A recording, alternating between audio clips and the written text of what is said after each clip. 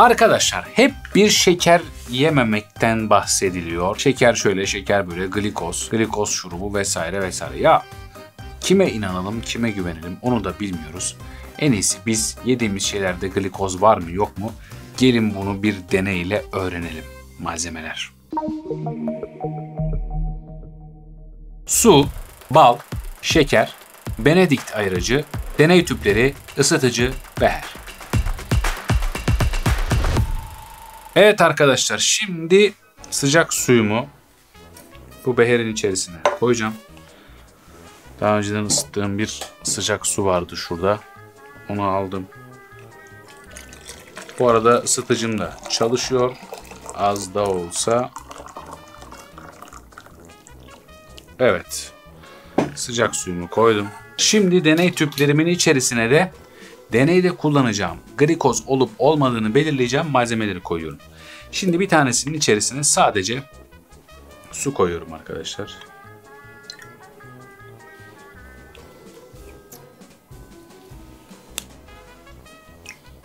Şöyle yarısına kadar su koydum.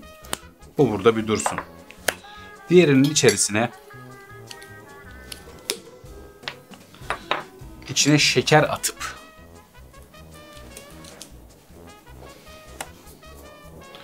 bunun içine de arkadaşlar şöyle daha çabuk çözünsün diye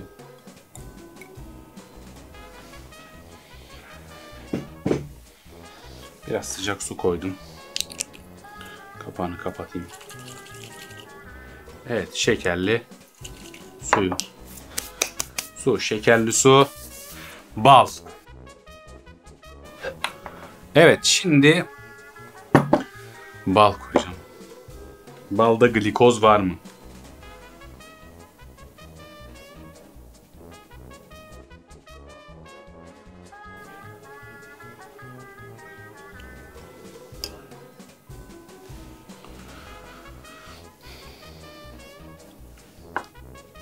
Evet, şimdi elimde su, şekerli su ve bal var. Şimdi bunların içerisine ben Benedikt ayırıcı dediğim malzemeden damlatacağım. Benedikt ayırıcı damlattığım zaman bakalım neler olacak. Şöyle şuradan çektim. Evet, gördüğünüz gibi Benedikt ayırıcı mavi bir maddeydi. Hala mavi gözüküyor. Şimdi şekerli suyumun içerisine kendisini damlatıyorum. Evet. O da maviye kaldı. Ve bal.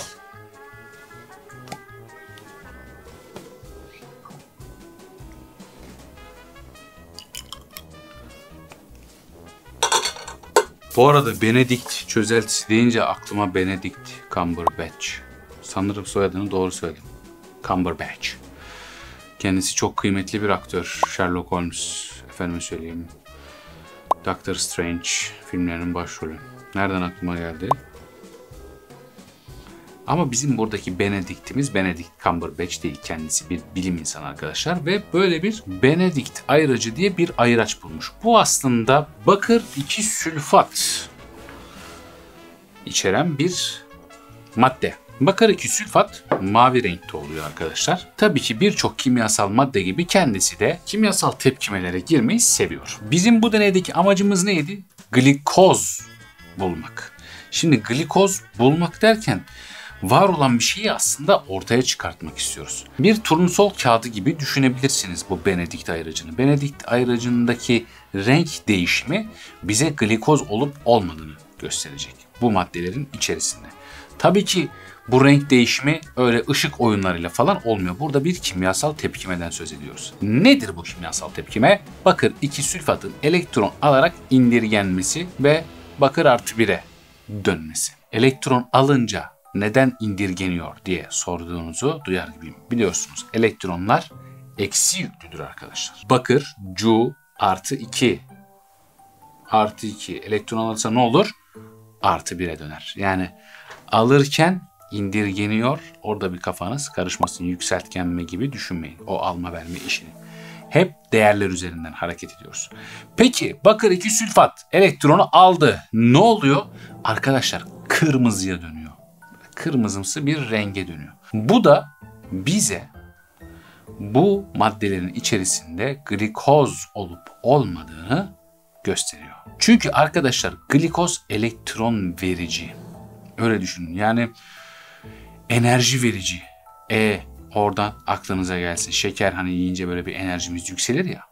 İşte oradan aklınıza gelsin. Şimdi glikoz aradığımız maddeler neydi? Su, şekerli su ve bal.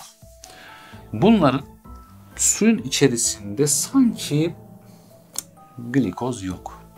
Yani bir renk değişimi gözlemleyemiyoruz. Şekerli suda da çok bir hareket yok arkadaşlar. Balda böyle bir yeşile dönme gibi bir hareketler başladı. Alt kısımlarda özellikle balla temas ettiği kısımlarda. Neden sıcak su kullanıyoruz? Biliyorsunuz su, sıcak su daha doğrusu çözünmeleri hızlandırır. Yani bir şekeri sıcak suya atarsanız daha hızlı çözünür. Moleküllerin hareketinden dolayı moleküller çok daha hızlı hareket ederler sıcak suda. Dolayısıyla burada bir aslında bu kimyasal süreci hızlandırmaya çalışıyoruz sıcak su kullanarak. Bu soğuk suda da olur mu? Olur ama çok uzun sürer ki şu anda da çok da kısa sürdüğünü söyleyemem. Peki biz hep şekerden uzak durmaya çalışıyoruz. Fakat yediğimiz aslında birçok şeyin içerisinde şeker var ve şeker çok da zararlı bir şey değil temelde. Ama meyve şekeri mesela doğal olarak elde edilebilen şekerler. Yani böyle glikoz şurupları, işte ne bileyim çeşitli tatlandırıcılar, bunlar kimyasal olarak oynanmış maddeler. Bunların zararlı olduğu ve aslında temelde de eskilerin söylediği bir laf üzerinden ilerleyelim. Her şeyin fazlası zarar arkadaşlar. Yani doğada bulunuyor diye de gidip doğada bulunan her şeyi de yemiyoruz. Veya işte ne bileyim zehirli otlar var, zehirli bitkiler var. Bunlar doğada diye, doğal diye faydalı mı oluyor? Hayır. Yani dolayısıyla meyve şekeri de çok doğal bir şey deyip günde bir kilo portakal yemiyoruz. Bir tane portakal yiyoruz mesela. Dolayısıyla her şeyde bir dengeyi tutturmak lazım. Sen illaki çayına şeker atıyorsan atma ya. Çaya da şeker atmayın ya. Gerçekten ya da böyle ne bileyim yarım falan kullanmak lazım. Çok da bulaşmamak lazım. Kilo da yapıyor arkadaşlar. Çünkü vücut aslında şekeri aldığı zaman ne yapacağını şaşırıyor. Karaciğer falan ben bunu ne yapacağım diyor. Çok fazla şeker yüklendiği zaman ne yapıyor, onu yağ olarak depoluyor. Çünkü hemen kana karışıyor. O yüzden çok fazla şeker de tüketmemek lazım. Glikoz meselesine geri dönecek olursak glikoz aslında en küçük şeker. Şimdi bakıyorum deneyimizde ne vardı? Ben artık bu arada söyleyeyim. Sudan ve şekerli sudan vazgeçtim. Şekerli su beni gerçekten şaşırttı. İçerisinde glikoz olmaması beni şaşırttı. Çünkü ben bir renk değişimi bekliyordum bu arada. Glikoz olmadığına nereden bu kanıya vardın diye soracak olursanız. Balda ufak ufak değişimler var. O yüzden baldan hala umutluyum. Fakat su ve şekerli sudan umudumu kesmiş durumdayım. Şekerli suda glikoz olmaması beni biraz şaşırttı. Bu glikoz değil çünkü arkadaşlar. Bu bir sakkaroz. Yani disakkarit bir diğer adıyla. Bir glikoz bir fruktoz molekülünden oluşan bir şeker arkadaşlar. Sakkaroz dediğimiz şeker. Bunun içerisindeki glikoz yoğunluğu çok fazla değil. Bu aslında büyük bir şeker. Yani molekül olarak glikoz kadar küçük bir şeyden oluşmuyor. Bu bayağı şeker ya. Şekerin kendisi işte. Şimdi az evvel dedim glikoz yok dedim ama diyorsun ki basıyor bir glikoz bir fruktoz diyorsun. İşte onlar birleşince başka bir şeye dönüşüyor arkadaşlar. Yani dolayısıyla bu artık glikoz değil baktığınız zaman. Dolayısıyla ben suyu ve şekerli suyu deneyin dışına alıyorum. Elimde bir bal var. Aha! Arkadaşlar bakın bir kırmızıya dönüş görüyorum ben. Evet. Görüyor musunuz? Şurada. Şu kamera görebilir belki. Bakın arkadaşlar burada bir kırmızıya dönüş. Demek bak bunların çıkması gerekiyormuş ya. Yok tabii öyle bir şey yok da. Biraz zaman istiyor. Arkadaşlar görüyor musunuz? Bakın şu orta bölgede renk değişimi başladı. Kimyasal bir reaksiyonu şu an gözümüzle görüyoruz arkadaşlar. Bakır 2 sülfat ne yaptı? Elektron aldı ve indirgendi. Evet, demek ki balın içerisinde glikoz varmış. Aslında bal zaten glikozun dibi ya. Neden? Çünkü arılar aslında çiçeklerden özlerini topluyorlar. Sonra bunları yiyorlar. Sonra bunları kusuyorlar. Yiyorlar, kusuyorlar, yiyorlar, kusuyorlar. Aslında bal dediğimiz şey arının kusmu. Kusura bakmayın ama gerçek.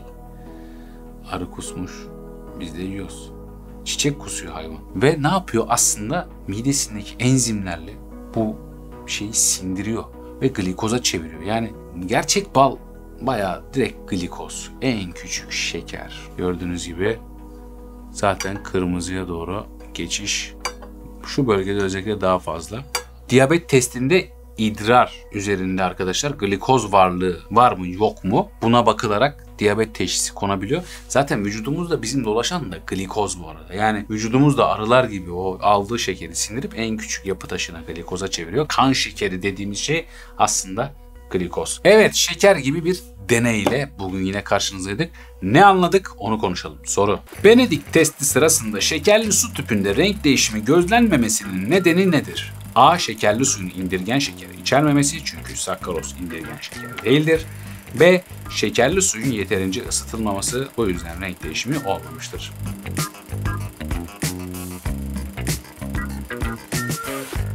Stanley Rozier Benedict sağ olsun bugün de yaptığımız deneyde balın içerisinde glikoz olup olmadığını, su ve şekerli suyun içerisinde glikoz olup olmadığını onun sayesinde, bulduğu bu sıvı sayesinde anlamış olduk. Kendisi aynı zamanda bu deneylere değil, dediğim gibi hastalıkların da teşhisine önemli katkıda sağlamış bir bilim insanı. Umarım siz de ileride böyle bir bilim insanı olmak istiyorsunuzdur. Bu videolar, bu deneyler size bu katkıyı sağlıyordur. Benim de herhalde ümidim bu yönde. Evet, yepyeni bir videoda, yepyeni bir konuda görüşmek üzere. Bilimle kalın.